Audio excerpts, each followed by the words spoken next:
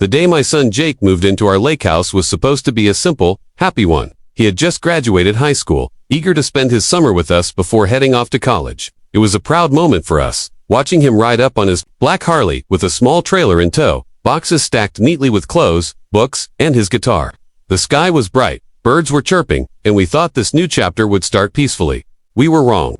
The moment his tires touched the driveway, a shrill voice shattered the calm. "Excuse me, what do you think you're doing?" I turned to see Karen. Yes, that Karen, the self-declared queen of our HOA, stomping toward us in her bright pink velour tracksuit with a huge HOA president patch sewn on the chest. Her giant sunglasses nearly covered her whole face, but not enough to hide the fury burning in her eyes. Jake, still getting off the motorcycle, looked confused.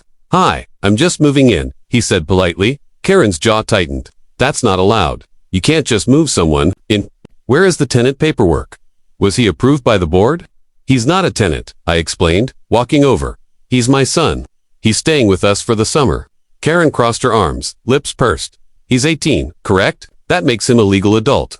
According to HOA Regulation 3.4c, any adult not listed as a permanent resident must be formally registered and approved. No exceptions." Jake raised an eyebrow. "You've got rules against people staying with their own families."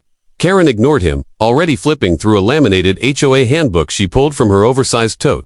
"You'll need to fill out Form 7B and submit it along with a background check and verification of financial responsibility. And you're not allowed to unload on the street like this. You're blocking the flow of traffic."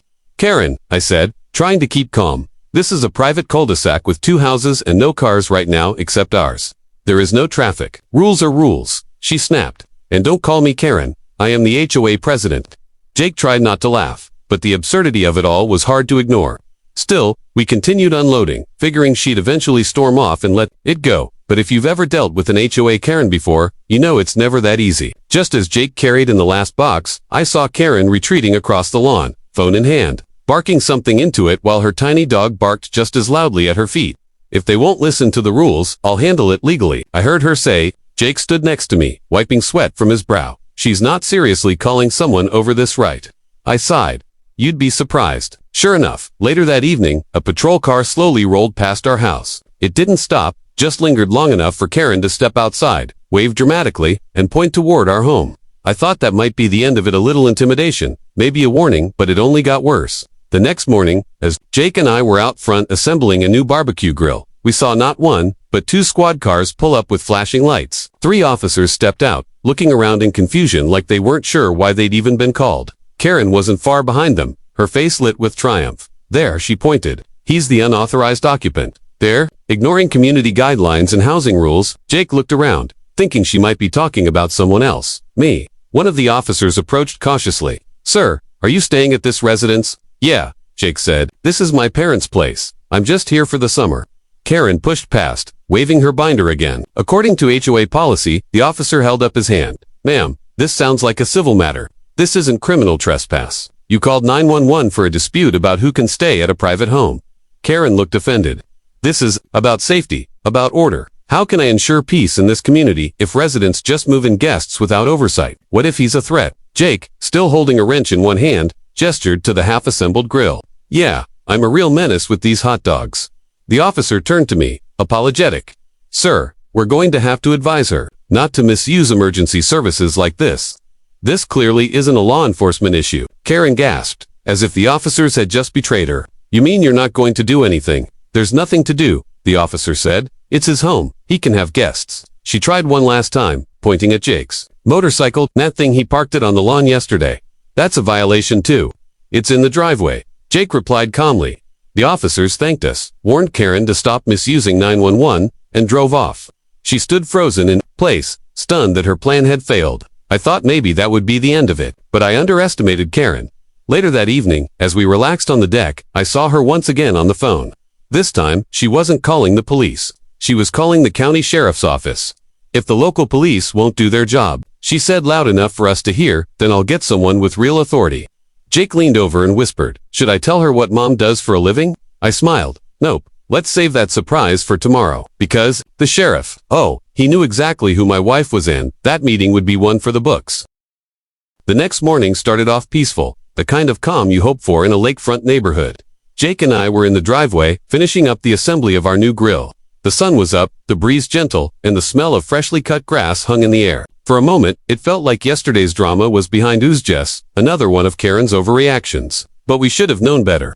Because, at 10:07 a.m., a black SUV with tinted windows rolled slowly into the cul-de-sac and parked directly in front of our house. Behind it, Karen emerged from her front yard like she'd been waiting by the window all morning. Her hair was freshly curled, her tracksuit pressed, clipboard in hand, and ready for battle. She looked like she was about to meet royalty. The SUV door opened, and out stepped none other than Sheriff Daniels. The man was well known around our county, tall, broad-shouldered, and stern-faced. He wasn't the kind of lawman you called. Over noise complaints or lawn violations, he dealt with real problems. He also didn't look particularly pleased to be here. Karen rushed toward him, flipping through pages on her clipboard like she was presenting a criminal case to the Supreme Court. "Sheriff Daniels, thank you for coming so quickly.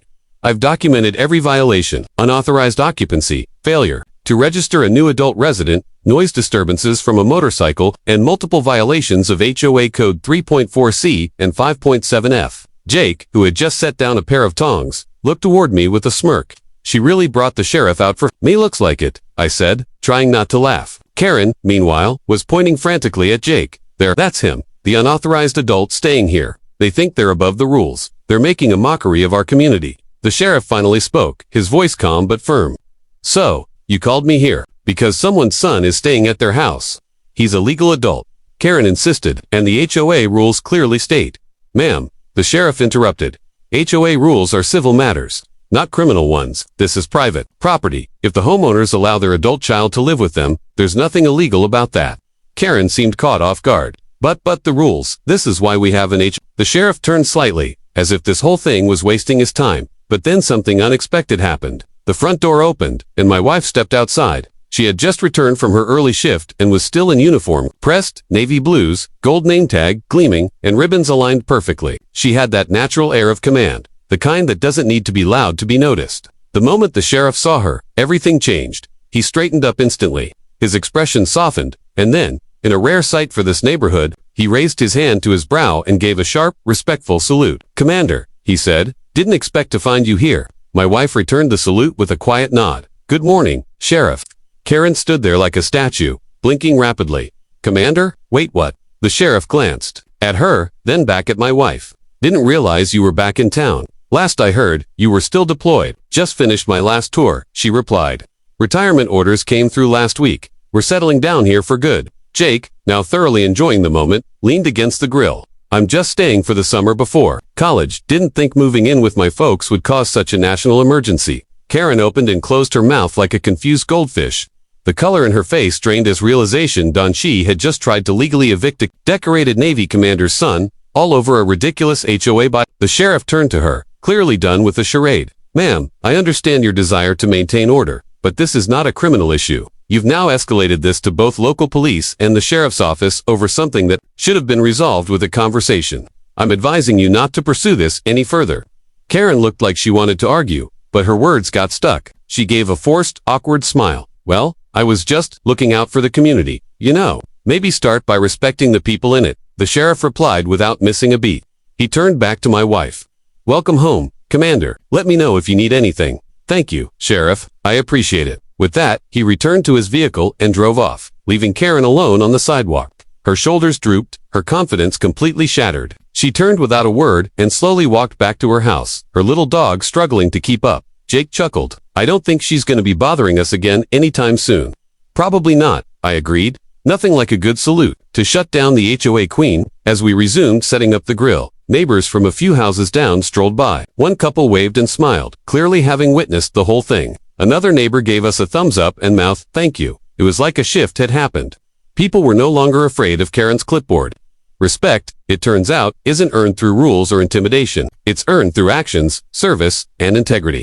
Karen had tried to rule through fear and pettiness. My wife, on the other hand, had commanded respect without saying a single harsh word.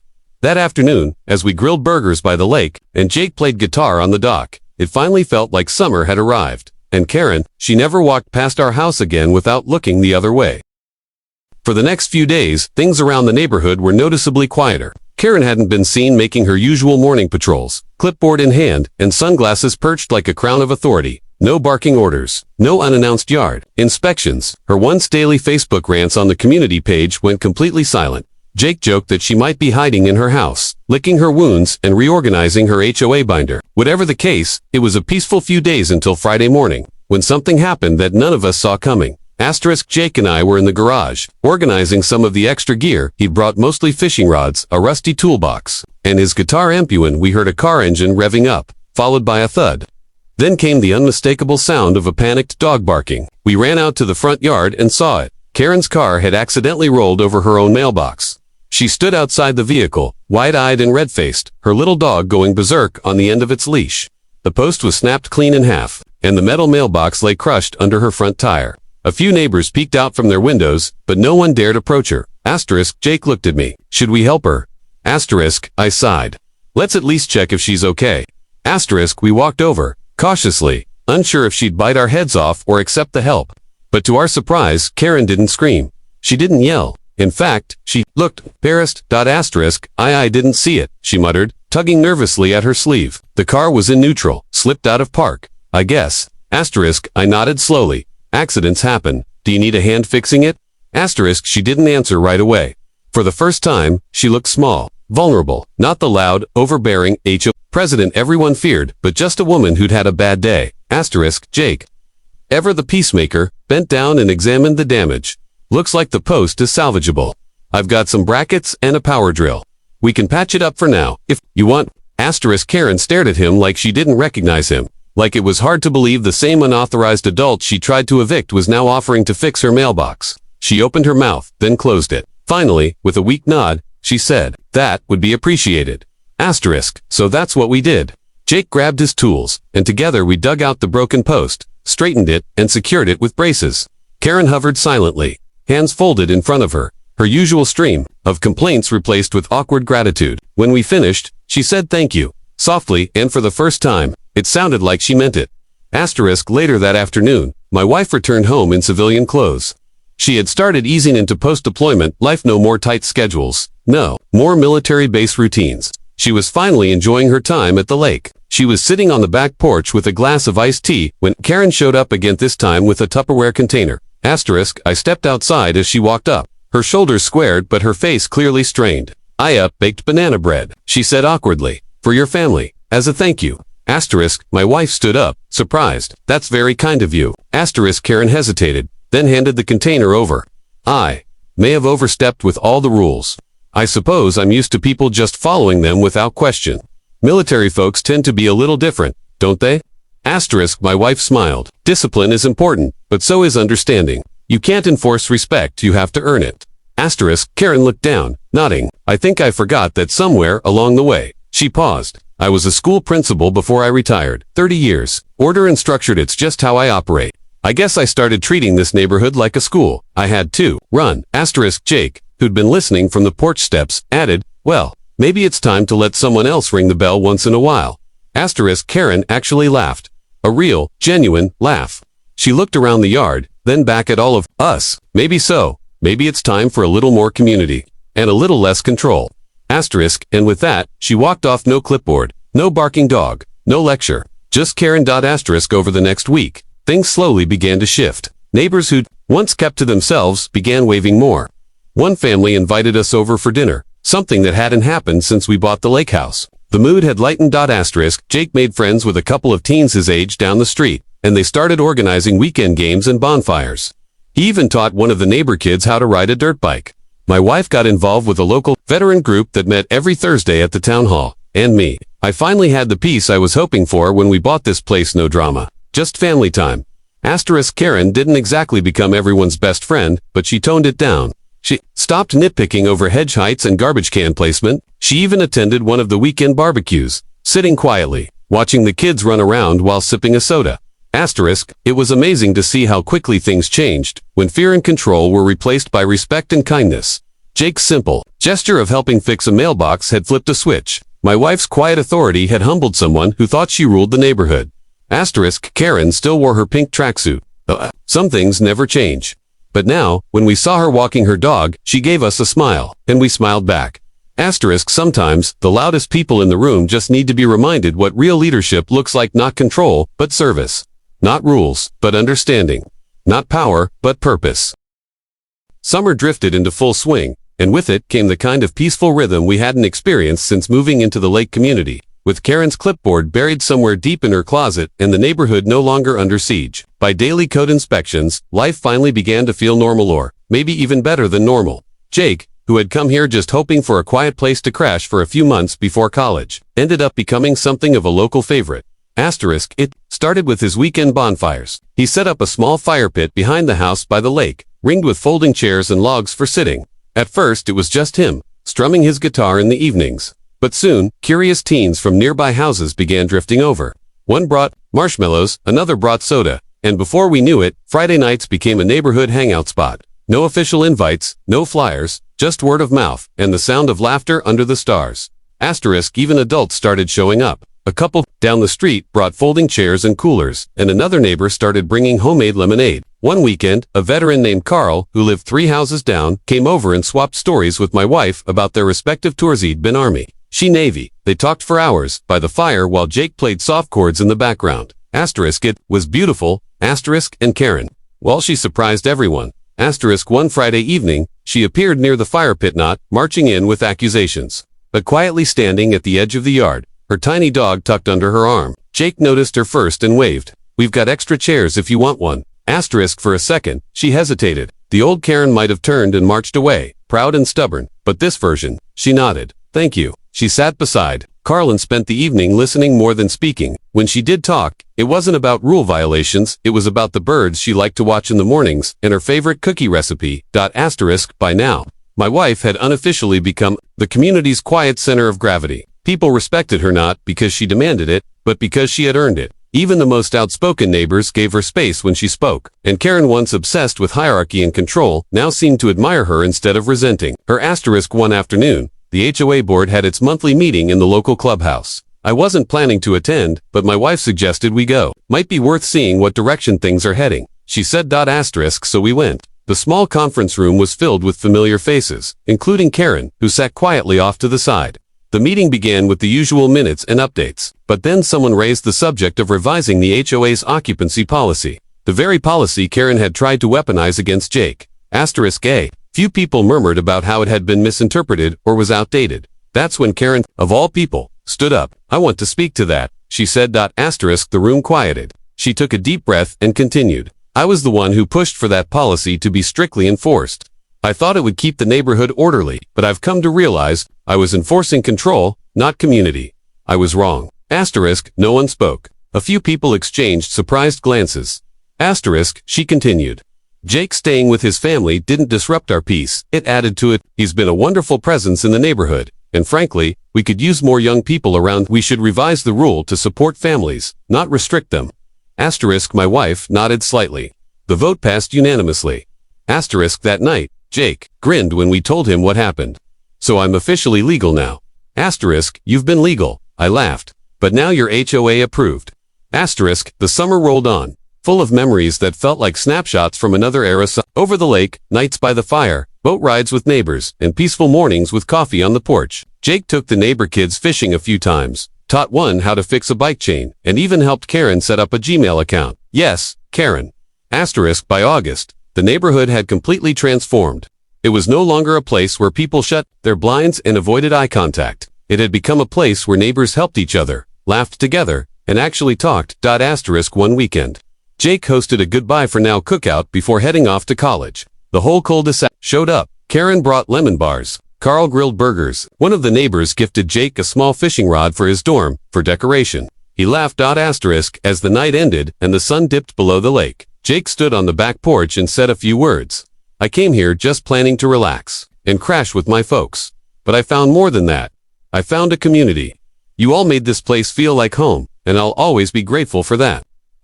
Tears shimmered in a few eyes. Even Karen dabbed at hers with a napkin. The next morning, we helped Jake pack up his car. As he was about to leave, Karen appeared in our driveway holding a small brown envelope. She handed it to him, then turned to leave, without a word. Inside the envelope was a note. "Thank you for showing me what community really means. I hope your next adventure is even more meaningful." Karen. Jake smiled, folded it, and tucked it into his glove box. Asterisk, as his car disappeared down the street, I looked at my wife, who stood quietly by my side. This was a good summer, I said. She nodded. Sometimes, all it takes is one new arrival to remind a whole neighborhood how to be human again. Asterisk, and she was right. Jake came to live with us for the summer. Karen called the cops. The sheriff saluted my wife. And somehow, that chain of events turned a rigid, divided neighborhood into something better. Asterisk, not perfect, but real, respectful, and finally, home.